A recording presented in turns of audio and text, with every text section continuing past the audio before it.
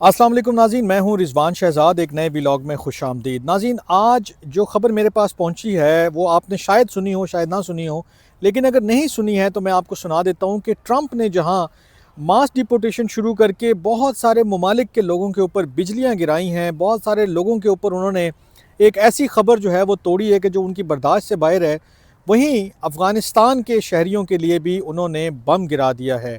वो बम क्या है? वो बम ये है कि अफ़गानिस्तान के बेशुमार लोग जो जब अमेरिका जो है वो अफ़गानिस्तान में जंग के लिए मौजूद था, वो तालिबान के ख़िलाफ़ जंग लड़ रहा था, उस वक़्त उन्होंने बहुत सारे अफ़गानी लोगों को जो है हायर किया हुआ था। वो उनको ताउन कर रहे थे, वो उनको असिस्ट कर रहे थे, वो उनके साथ मुख्तलिफ़ तरीक़ों से जो है वो काम कर रहे थे। कोई ट्रांसलेटर के तौर पे काम कर रहा था, कोई और किसी हवाले से काम कर रहा था।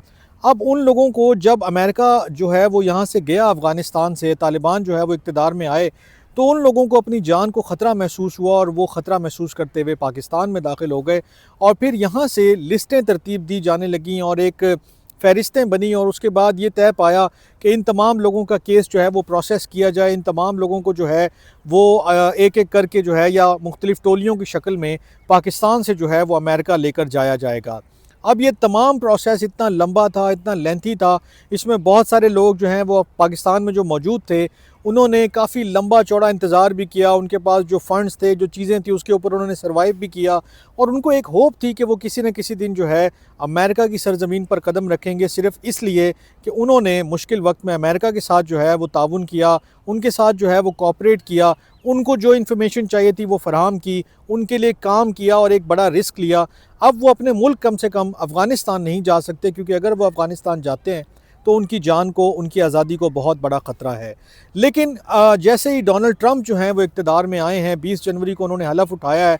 अपने हलफ़ की जो इनॉग्रल एड्रेस है या स्पीच है, उसके अंदर ही उन्होंने मास डिपोटेशन का ऐलान कर दिया था। उसके बाद उन्होंने तकरीबन 80 के करीब जो है वो एग्ज़ेक्युटिव ऑर्डर्स पास किए और उसमें एक एग्ज़ेक्युटिव ऑर्डर ऐसा भी था और एक हुक्मनामा ऐसा भी था कि जो अफ़गानिस्तान के जो लोग थे, जो पाकिस्तान में ख़ास कर रह रहे थे, और इनकी तादाद भी कोई कम नहीं है, ये तकरीबन 25,000 लोग जो हैं वो पाकिस्तान में मौजूद हैं इस वक्त। इन 25,000 लोगों का मुस्तकबिल क्या होगा, क्या नहीं होगा, ये कुछ पता नहीं है, क्योंकि आज जैसे ही ट्रंप आए हैं, उन्होंने आने के बाद इन लोगों के लिए जो भी प्रोग्राम तैयार किया गया था, जो इनकी फ़हरिस्तें तैयार की गई थी, जो एक पूरा सिस्टम बनाया गया था कि किस तरह इनको लेकर जाना है, उन्होंने सिरे से उस प्रोग्राम को ही ख़त्म कर दिया है।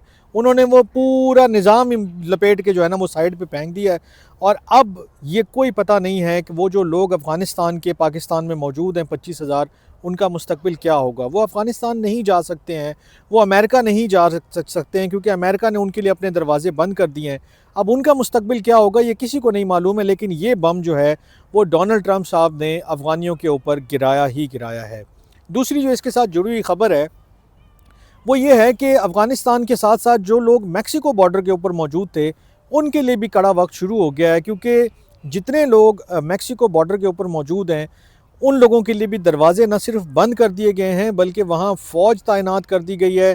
जो बहरी रास्ते हैं, जो पानी वाले रास्ते हैं, जिससे किसी किस्म की भी एंट्री का उनको ख़दशा था, वहाँ पर उन्होंने और ज़्यादा चीज़ें जो हैं वो इंस्टॉल कर दी हैं, लगा दी हैं, रुकावटें खड़ी कर दी हैं। और एक एप्लीकेशन के थ्रू जो उनकी अपॉइंटमेंट होती थी कि यार इस एप्लीकेशन के थ्रू आप जो भी असाइलम सीकर हैं, जो बॉर्डर के ऊपर मौजूद हैं, वो अपने अपने नंबर का इंतज़ार करें और जब नंबर आएगा तो उसके बाद आपको जो है वो एंट्री दे दी जाएगी अमेरिका के अंदर असाइलम के लिए। अब उन लोगों के लिए वो ऐप ही सिरे से काम करना छोड़ चुकी है। वो लोग जो मेक्सिको बॉर्डर के ऊपर इस वक्त मौजूद हैं, उनके लिए अमेरिका में एंट्री के दरवाज़े बंद हो चुके हैं। तो ये सिर्फ़ अफ़गानिस्तान नहीं है, ये सिर्फ़ मेक्सिको की जो है वो बात नहीं है, दुनिया भर से लोग जो हैं वो मेक्सिको बॉर्डर, जिसको वो साउदर्न बॉर्डर के नाम से भी पहचानते हैं, जानते हैं, उधर से जो है वो एंट्री करते हैं और उनकी तमाम एंट्री के रास्ते भी बंद कर दिए गए। अब कोई किसी की बात सुनने को तैयार नहीं है, कोई ये समझने को तैयार नहीं है कि आपके पास पैसे हैं या नहीं हैं, आप वापस जा सकते हैं या नहीं जा सकते, आप यहाँ कैसे गुज़र बसर करेंगे, इससे किसी को कोई गर्ज़ नहीं है। ट्रंप एडमिनिस्ट्रेशन और बज़ाते ख़ुद ट्रंप जो हैं वो सिर्फ एक बात जानते हैं कि मैंने अपने मुल्क में किसी एलियन को नहीं रहने देना, किसी अनडॉक्यूमेंटेड बंदे को नहीं आने देना, किसी इल्लीगल बंदे को जो ख़ासकर क्रिमिनल हो उसको नहीं रहने देना। तो जो नए लोग आने वाले हैं उनके लिए तो उन्होंने वैसे ही दरवाजे बंद कर दिए हैं। आर्मी डिप्लॉय हो चुकी है, बॉर्डर बंद हो चुका है, नेशनल एमरजेंसी जो है वो नाफिज हो चुकी है। ये अफ़गानिस्तान वालों के लिए भी यही मामला है।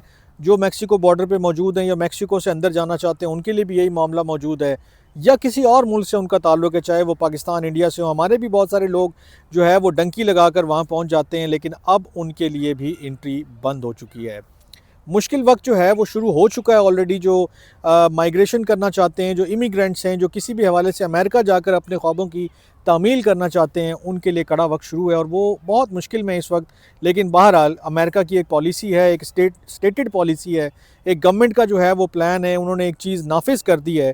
अब इसमें कोई दूसरी राय फ़िलहाल नज़र नहीं आ रही है, क्योंकि अभी उन्होंने ये प्रोग्राम शुरू किया और इसको फ़ौरन से बंद करने का भी कोई चांस या कोई इम्कान फ़िलहाल नज़र नहीं आ रहा। देखते हैं आइंदा दिनों में चीज़ें किस तरफ को जाती हैं, कैसे अनफोल्ड होती हैं, कहाँ जाकर ये चीज़ें रुकती हैं, कहाँ जाकर जो है वो इमिग्रेशन या जो माइग्रेशन के जो मामलात हैं या जो चीज़ें हैं वो दूसरा रुख इख्तियार करती हैं या कोई आसानी का रुख इख्तियार करती हैं। मैं भी नज़र रखूँगा, आप भी देखते पढ़ते सुनते रहिएगा और मुझे लाइक और फॉलो और सब्सक्राइब भी प्लीज़ कीजिएगा। और आपने अपने कमेंट्स का भी इज़हार करना है कि आप कौन से शहर से बात कर रहे हैं, तो ताकि मैं ज़रा अच्छे तरीके से आपको रिस्पॉन्स कर सकूँ। आइंदा वीलॉग तक के लिए अपना बहुत ख्याल रखिएगा। अल्लाह ने के बाद।